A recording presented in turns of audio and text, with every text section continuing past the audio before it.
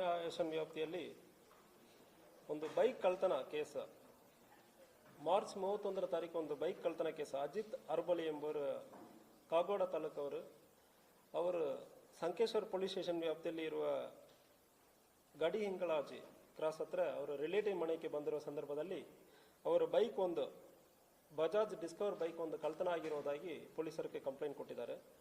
So complaint ಕೊಟ್ಟ ನಂತರ ನಮ್ಮವರು ಅಲ್ಲಿ ತಪಾಸಣೆ ಮಾಡುವುದು ಮತ್ತು ಡಿ ಕೇಸ್ ಎಲ್ಲ ಇದು ರೆಗ್ಯುಲರ್ ಆಗಿ ಮಾಡುವ ಸಂದರ್ಭದಲ್ಲಿ ಬೈಕ್ ತಪಾಸಣೆ ಮಾಡಿಕೊಂಡಿರುವ ಸಂದರ್ಭದಲ್ಲಿ ಒಂದು 2 ಜನ ಈ ಬೈಕನ್ನು ತಗೊಂಡು ಓಡಾಡುವುದು ಕಂಡು ಬಂದಿರ್ತದೆ.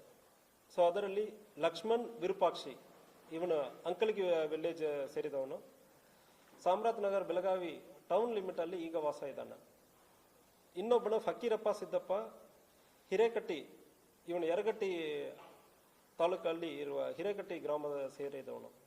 ಸೊ ಇವರಿಬ್ಬರ ಕಡೆ ಆ ಬಜಾಜ್ ಡಿಸ್ಕವರಿ ಬೈಕ್ ನಮ್ಮ ಸಿಗ್ತದೆ.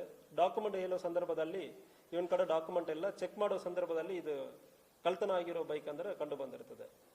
ಸೊ ಇದ ನಂತರ ಇವರಿಬ್ಬರ ಬ್ಯಾಕ್ಗ್ರೌಂಡ್ ನಾವು ಚೆಕ್ ಮಾಡುವ ಸಂದರ್ಭದಲ್ಲಿ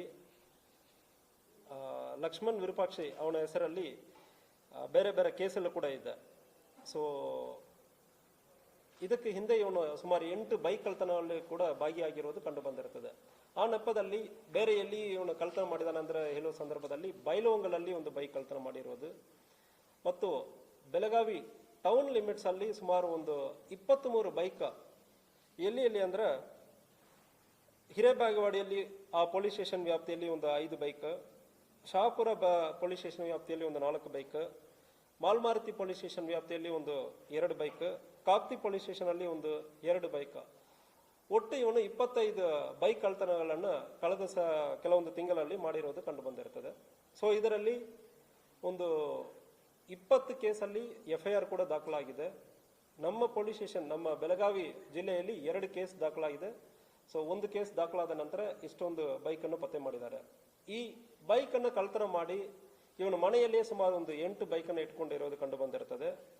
ಉಳಿದ ಬೈಕ್ 17 ಬೈಕನ್ನು ಬೇರೆ ಬೇರೆಯವರ ಕಡೆ ಯರಗಟ್ಟಿ ತಾಲೂಕಾ ವ್ಯಾಪ್ತಿಯಲ್ಲಿ ಅವನು ಸ್ವಂತ ಊರ ಹತ್ರ ಅವನಿಗೆ ಗೊತ್ತಿರುವವರ ಪಕ್ಕದಲ್ಲಿ ಒಂದು 10